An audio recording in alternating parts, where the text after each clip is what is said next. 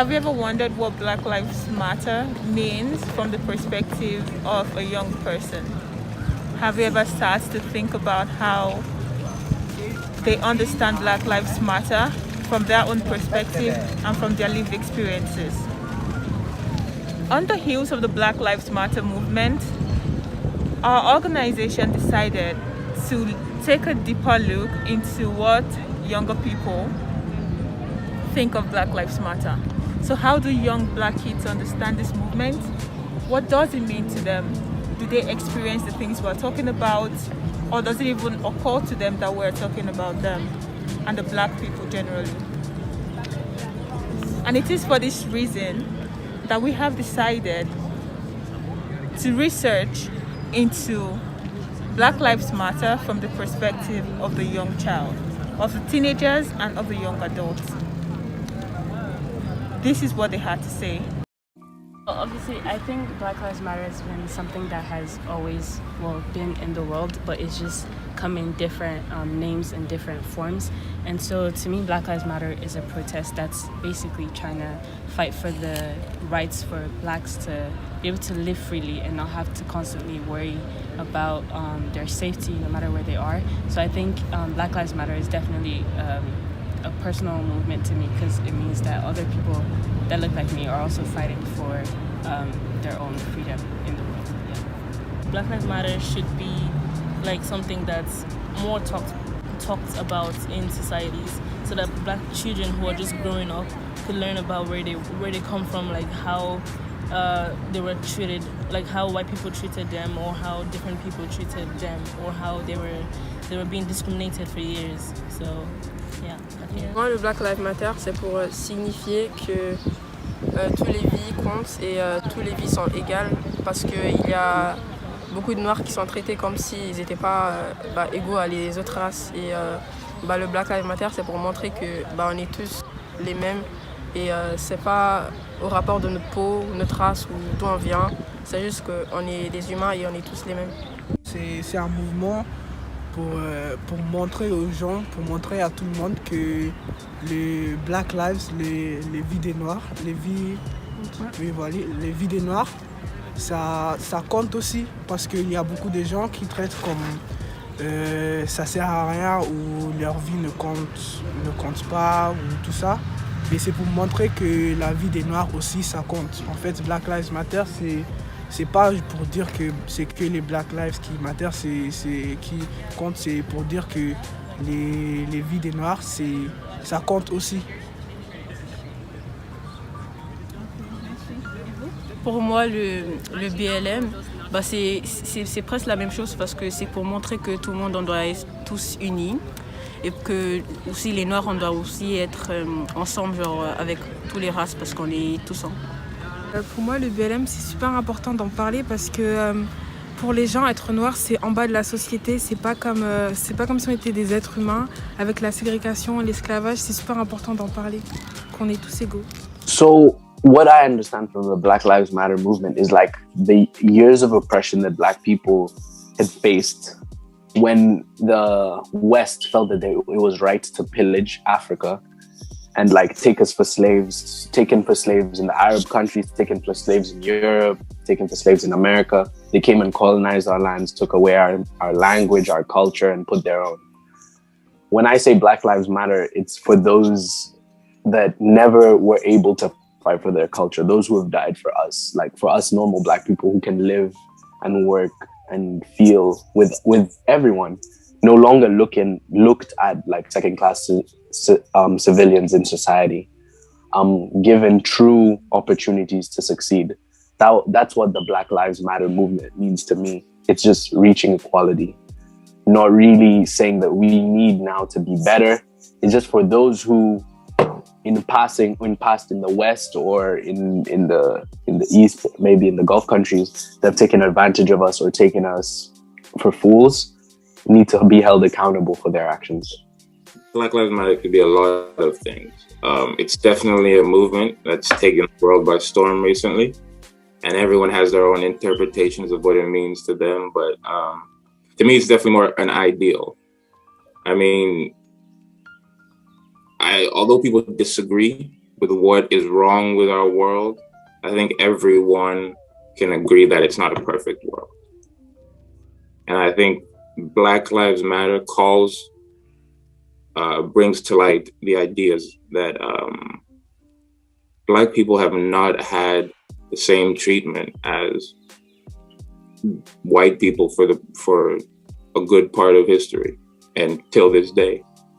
And there's a lot of work to be done for all races, Black people, but in the Black race especially, to be or be treated as equals when it comes to other races.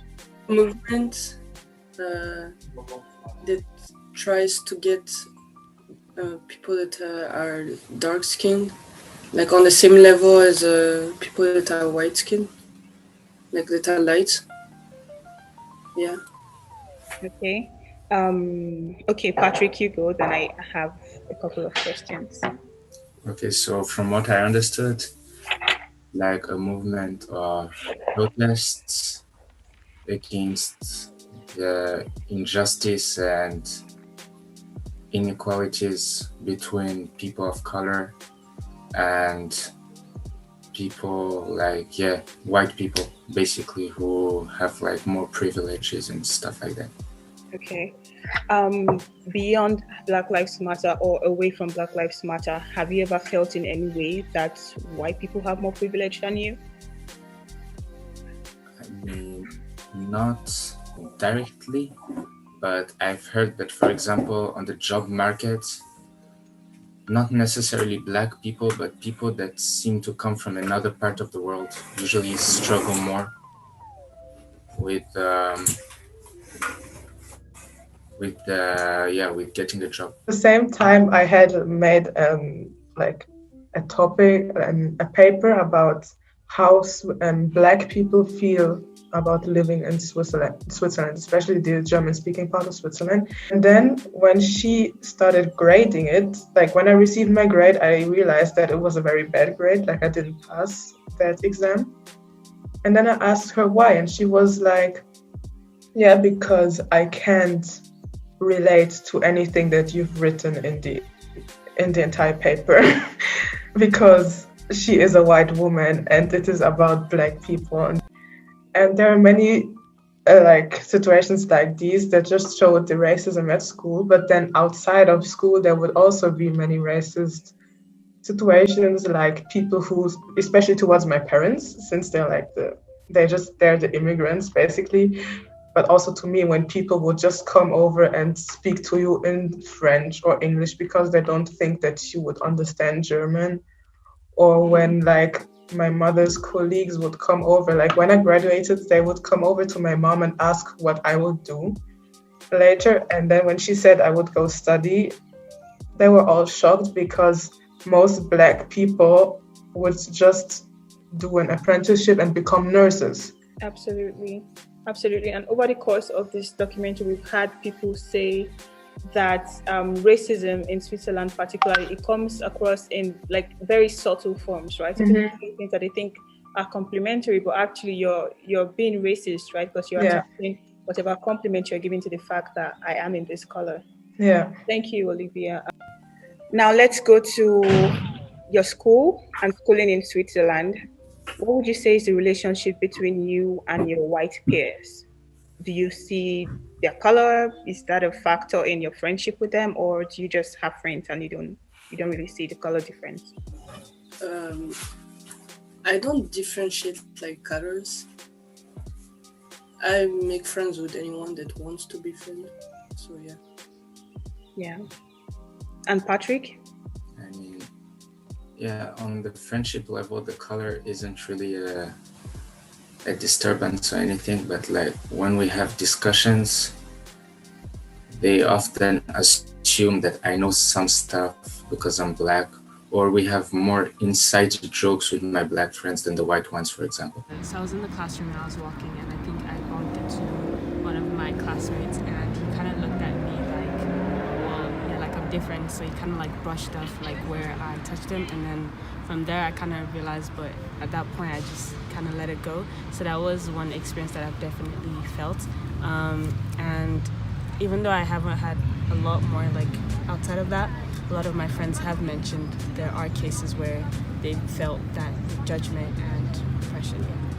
Sometimes when I come to like my school with different types of hair, they seem so excited. I'm like, it's not that cool. It's just my natural. It's just my hair. Like it's not like a museum. Like, did they touch it? Did they want to touch it? I never let anyone touch it because I spent hours on it. I'm not gonna let anyone touch it. Par exemple, tu es la seule personne noire dans ta classe, les gens ils te regardent différemment parce qu'ils savent que vous n'avez pas la même couleur de peau. Alors que vous pensez les mêmes choses, mais comme ils savent que vous n'avez pas la même couleur de peau, ils te regardent. Ou quoi, exemple, ils mettent des films sur l'esclavage, ils te regardent tout le temps parce qu'ils pensent que... En fait, ils pensent qu'on est tous pareils, en fait. Même si on a la même couleur de peau, ils pensent qu'on est... on pense aux mêmes choses, ils pensent qu'on est tous pareils. Enfin, on pense aux mêmes choses négatives aussi, des fois. Donc, des fois, ils peuvent regarder différemment. Ouais. Et quand tu dis ils pensent que nous tous, c'est tous comme des gens noirs ou bien tous comme des gens de la classe? En fait, des fois, j'aime bien dire que les noirs, c'est des gens mauvais, ils ont une peau sale. Tout le temps, ils disent des choses comme ça, mais ça dépend qui. Et la marche des temps, c'est des gens qui sont pas cultivés, en fait. Ils savent pas. Et tout ce qu'ils voient sur les magazines, ils disent à longueur de journée. Ou peut-être ils peuvent donner des mots dénigrants, etc. Ouais, et les maîtresses vont rien faire dans la cour ou bien... En fait, les professeurs, ils veulent te faire croire qu'ils vont voir, etc. Mais ils s'en fichent parce que eux, ils se disent, je suis pas partie de cette communauté, donc pourquoi ça me regarde? Enfin, ils s'en foutent, on va dire. C'est pas leur problème, ils se disent. En fait, le seul truc, genre, j'ai un ami, on était amis et elle a dit le N-word et genre il a eu des problèmes et tout. Et après, on est parti à la CPE, genre la personne qui règle des affaires. Et la CPE aussi, elle a dit le mot et elle a dit c'est juste un mot, mais genre en fait ils comprennent pas que genre c'est pas le mot, mais c'est genre l'histoire derrière le mot. Starting off as I was younger, you know, children have that sort of youthful oblivion they live in, that sort of youthful ignorance they live in, where they're not so aware of what's going on around them, or they are aware. Well, let me give them more credit. They are aware, but they can't pinpoint the exact reasons why things are happening. So I would say there were definitely a lot of instances, not a lot, but there were definitely instances like that growing up. So before high school, where I would say, maybe that's a little odd. I wonder why that happened or why someone said something that way. Like, just to give you an example, there were crayons we used to draw and color and, you know, paint self-portraits and stuff like that. And whenever someone wanted the pink, it was like a sort of peach shade of crayon, they would say, can you pass the skin color? And I'm thinking, well, the brown crayon is here, so I should give you this one, right? And everyone would just kind of look at me funny. So little instances like that will build up. So for me, when I was growing up, I used to take the bus to school every day. And I had this one bus driver, I don't remember his name, but we used to get at it. Like we used to have, you know, I was a young kid, you know, screaming on the bus after school. He was a bus driver, he wanted it quiet. But we used to go back and forth because we're young and we think we know what's better. And also he's old and he wants everything calm so he can have an easy job, you know? So for some time we had a back and forth. And then one day, I remember we were going home and then he was like, why do you people always act like this, you know? And then me and another guy from Ivory Coast, he was like, what do you mean by you people? At that time, I didn't know French that well. So he even was the one who caught on it. I didn't really catch on it because he's from Ivory Coast. So he caught it nicely. He was like, oh, what do you mean by you people? Can you explain the then the bus driver, he just kicked us out of the bus because like we were at our stop and then he let us go home. So when I went home, I told my mom about it, all this kind of stuff. I brought it up to the school. And to make a long story short, the teacher had like multiple complaints about racism. So I was born in Bern, the capital of Switzerland, and at first we were my family lived in the suburbs, which means we had a lot of different cultures, a lot of Asian people, also other African, like my kindergarten best friend was black. Like it was not, we were like very mixed. And then when I was like 8, 9, we moved to a village with only 3,000 people, and we were the first black family there. So that was my first experience of racism, because like the children were not used to seeing black children. And I think like living with so few people, the parents were very close-minded, which means it translated into how the children behaved with me. I got called names, got called slurs. I think here in Switzerland it's actually pretty normal to say the N-word, so people don't think about it as a slur, they just think it's a word. And then when I grew up, my family, like since our village was so small, the middle school was in another village, but it wasn't that much bigger, it was just like a tiny bit bigger. So like that's what the time when I was in middle school, that's the time when I realized that racism is not something like, oh, I just don't like people that look like you. It's more like something that society puts onto us, or something that is institutional. The most racist remarks that I've heard at school weren't from the students, but from teachers. Like they either teach you stuff that isn't real, or I had like especially one history teacher. He was the death of me, honestly. He would say stuff like, yeah, black people don't have real jobs. They can only be like trash men. They can only collect the trash in the streets, and that's their only job. That's why you don't see them at high positions. Or he would explain how Africans don't learn real French, so they don't know how to speak it. Or he would just say the N-word, but of course, because he's a history teacher, it would be okay. And there were just many remarks that were very like hurtful, but I never knew how to react to them because he was my teacher and I didn't want to go and get on his bad side. Because I have talked to a couple of other teenagers and young adults about their experience with regards to racism, and they usually mention the bus. Took the F bus to France. I'm sure many of you know it goes to France. And you know, at the border, we all know that you have to show your ID. And at the time, I was below 18. But I'm a big kid sometimes, so everyone thinks I'm maybe 21 or something when I was 16. So I try going on the bus. I'm like trying to go to France. I remember I go to a church called Crossroads. It's right after the border. And so I went there, and then they bring the policemen. Like the policemen take me. I'm a 16, 17-year-old child. Like they take me, they ask me for my papers. I'm 16, 17. I don't walk around with papers like my ID. Interestingly enough, you could go on for days about maybe slight instances of racism you felt, or maybe even bigger ones you felt. Every day there is something every day you leave your house, there is something you will experience. One of the main instances that comes to mind, and one of the most sort of shocking ones, was I think I was maybe 18 or 19 at this point, and I was with a group of my friends. We had planned to go to a club in Geneva, and for this club, you always have to book ahead and provide a list of names and who's going to be attending. So we get to the club, and there, I think we're in a group of maybe 25 people, and it just so happens that 5 of us were black. Well, 4 of us were black. 1 of us was of Arab descent. So as we're all getting processed, they're checking our IDs and everything.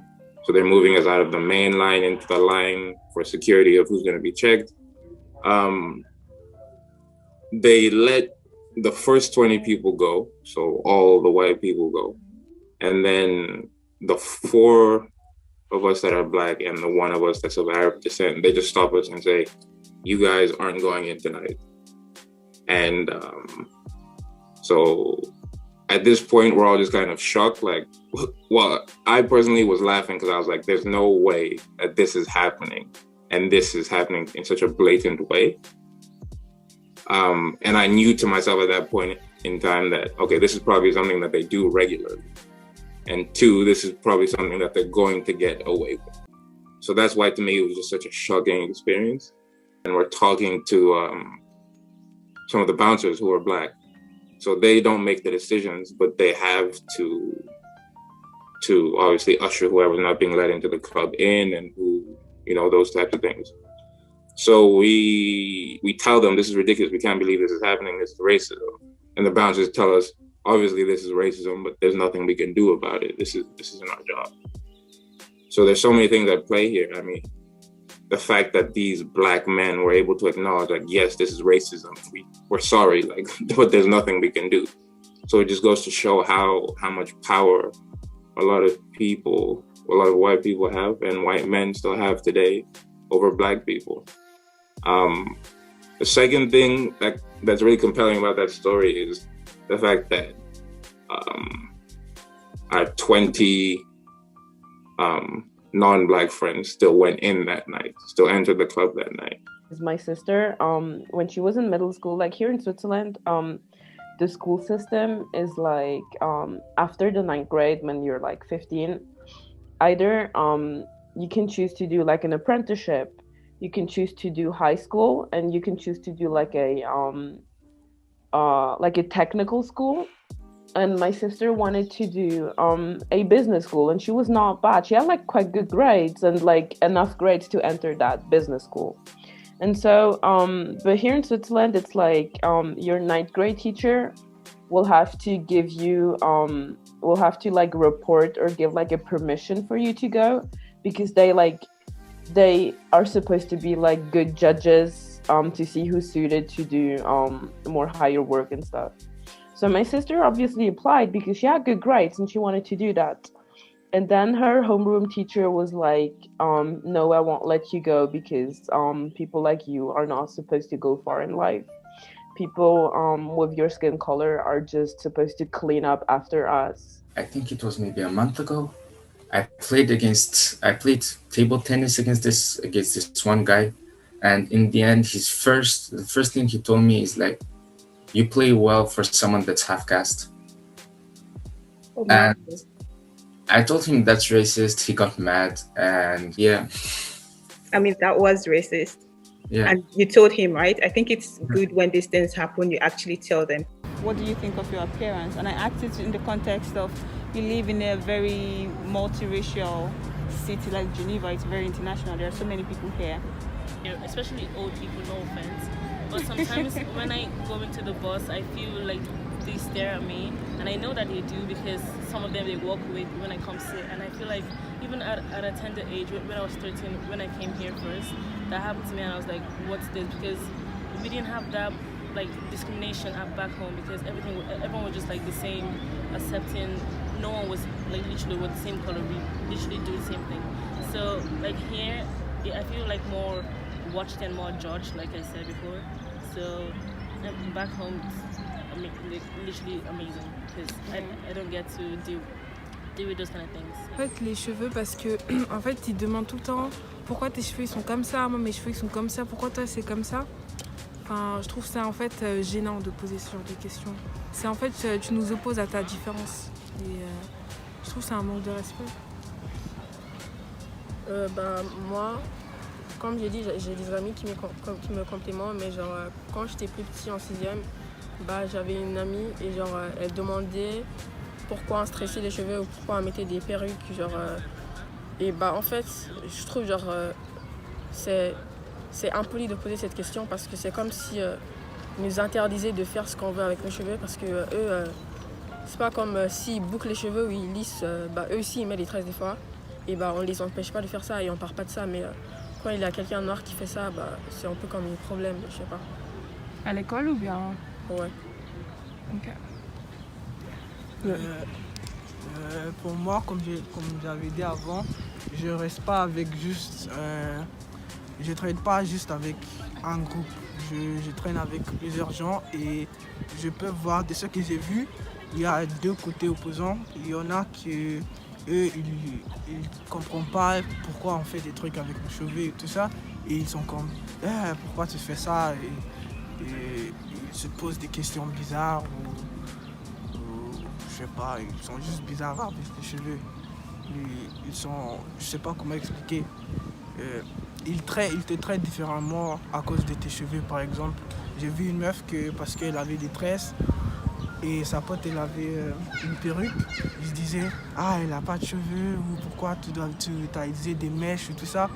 Il y en a qui font ça, mais il y a aussi des parties des gens que eux, en fait, la plupart d'eux c'est des gens, c'est des blancs et eux par exemple ils vont essayer de faire les styles de cheveux que les noirs ils font généralement comme des waves, comme j'ai vu des blancs qui font des waves ou qui font des tresses ou des choses comme ça. Du coup, il y a deux côtés opposants qui font des choses différemment. Moi, je trouve que moi, j'ai pas vraiment eu de problème avec des trucs comme ça, mais genre, il y a des gens il y a beaucoup de gens qui genre aiment bien comment je fais, genre, voilà.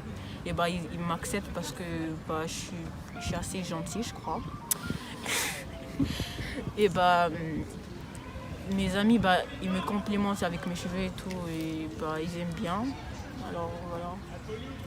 Okay. Have you had anyone talk to you about your hair before?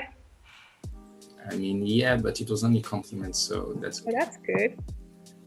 That's good. I like that. So we're making this documentary both for Black people and for people who have physical disadvantages. How does the fact that they are handicapped affect your relationship with them? Do you consider this at all, or you just don't have any cause to be friends with them, or are they your friends? Okay, so in my school we have someone that's handicapped, but like she's not in the same grade as me, so I don't really see her much. And like I leave school and like I go home, so I don't really talk to her.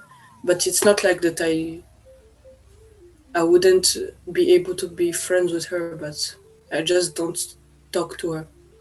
I think there's one girl, she's blind, but since our school is like two different types, I don't know if you're familiar with the Swiss system, but there's like college and ECG in like the same building, and we're like 1,500. So I don't even think she's in the same year as me, so we didn't have any classes together, and we're rarely in the same building. But if you were to advise maybe parents, teachers, people in government on how to make the race situation better, what would you say with regards to this? Okay. So for me, I definitely think that no one's born like a racist, so I think the best way to mitigate like the effects of racism would be to start from the younger generation. So basically speaking to kids as they grow up and informing them that even though there are different like colors and differences, it doesn't make anyone less superior or inferior to the other ethnic groups, races. So I think it's definitely important to speak about how there are these differences, because once you make them known to it and you make them understand that there is actually equality in everything that we do, then that would change their mindset. Absolutely. And I think also educating them within the schools and just making sure that the parents themselves have a good mindset about the different races, because a lot of kids do look up to their parents for how to deal with things. That's very true. Yeah. And you, Treasure? Speaking of parents being like a good example, I feel like people should also teach their children. Like they should teach their parents, if the children are more like experienced in that aspect, they should like actually teach their children because parents like here in Switzerland, the parents are the one who are the most racist, no offense, and they tend to have that impact on their children. The children are gonna grow up to be the same racist people. So I feel like the government could help like daily, like they should maybe like speak more about openly about it, because when you speak more about something, it becomes like a usual thing, and like people will be more familiar with it. So I feel like every single person should have an impact in helping all of us to grow at the same time, like white people, every people apart from black people. We should also help them. Black people should also help them and give them history, like the background, because some of them might not know any like background information, so it'd be hard to teach others. So I think we should have an impact in them so that they can have an impact in their children or parents. Les règles de laïcité, genre, on part dans OMC, genre, que tout le monde doit respecter les autres, on traite différemment avec les enfants réfugiés, les choses comme ça, que tout le monde, tous les races, ils doivent être les mêmes. Et voilà. La plupart du temps, du coup, c'est pas vraiment le gouvernement qui doit changer, c'est genre tout le monde et comment il pense. Pour moi, c'est pas le gouvernement qui peut changer, c'est surtout les enfants. En fait, il faut leur apprendre, parce qu'en fait, eux, ils se fient sur ce que les gens ils disent. Et les personnes qui leur parlent des Noirs, en fait, c'est des personnes qui font même pas partie de cette communauté, et du coup, ils parlent sans savoir. Et c'est mieux, en fait, aux personnes qui disent des choses racistes, c'est mieux, nous, en tant que Noirs, de leur expliquer le mot, le sens de tout ce qu'ils disent à travers, qui ne savent pas. Il faut que tout le monde se renseigne sur les affaires, qu'on est tous les mêmes, on est tous des humains, on est tous liés, c'est juste, on a des choses différentes comme notre peau ou les cheveux ou tout ça, mais tout ça c'est vraiment rien. Il faut juste que tout le monde se renseigne sur ce qu'on est, et c'est juste, il faut avoir l'amour en tout le monde. It's very needed for white parents to tell their children not to bully, because it's the same, like, why would you tell a black child, oh, you're gonna get bullied, you have to endure it, and not fix the white child's behavior? What they could do is to maybe put in place schemes in which companies are incentivized to hire ethnic minorities, because that's the only way things really do work in Switzerland. Once there's a monetary figure attached to it, then I feel like Switzerland, they know how to collect. Similar lines to Miles, there needs to be more greater representation of minorities in positions of power. This could be at management levels, in politics, or in companies, like Miles had said. Just alluding to what Miles was saying about a program for hiring ethnic diversity, the argument that is usually made against this is that everything has to be earned, right? But there are quotas that exist for the hiring of Swiss people at these countries. So it's obvious that when things are deemed as important to the government, and when they feel it benefits their own, they are capable of implementing it. It's important to note that Black people and people with minority backgrounds are also Swiss too, and do play a huge role in the society. And I think that by doing this, by putting more Black people in positions to be successful, this will have positive effects throughout the society. So by decreasing poverty, by increasing the human capital, and et cetera, going back to these programs, I also think there could be more programs supporting Black people in their pursuit of excellence. So these could be like maybe after-school programs for younger kids to help them with sports. I know a lot of clubs already exist, but to help them with sports, or maybe other extracurricular activities, maybe public speaking or creative writing, or just general helping them to develop skills, life skills or professional skills that they wouldn't normally develop at school, and that they wouldn't have the opportunity to develop without such schemes. And these schemes could also extend to things like job preparation schemes, things to help them with their CVs, and also to help them get experience. So as we know today, that is one of the most valuable characteristics when it comes to looking for a job. And these things would definitely help Black people and minorities as a whole to get forward and eventually reach more representation in the society. Absolutely. Thank you, guys. I totally agree with you. I do think there is a difference between making policies and actually implementing them. So making companies have a diversity program or inclusion program will definitely make things better, and also narrowing down these programs to schools, so to the young ones. Having listened to the young people in this video bear their minds on the issues of racism in and around Switzerland, in Geneva particularly, we have come to learn that they are greatly affected and influenced by the effects of racism, and that the Black Lives Matter movement transcends the United States of America and is a global phenomenon that has come to stay. We therefore advise that the government should consider taking some insights from the suggestions of the interviewees in this documentary in order to balance the race situation in the country.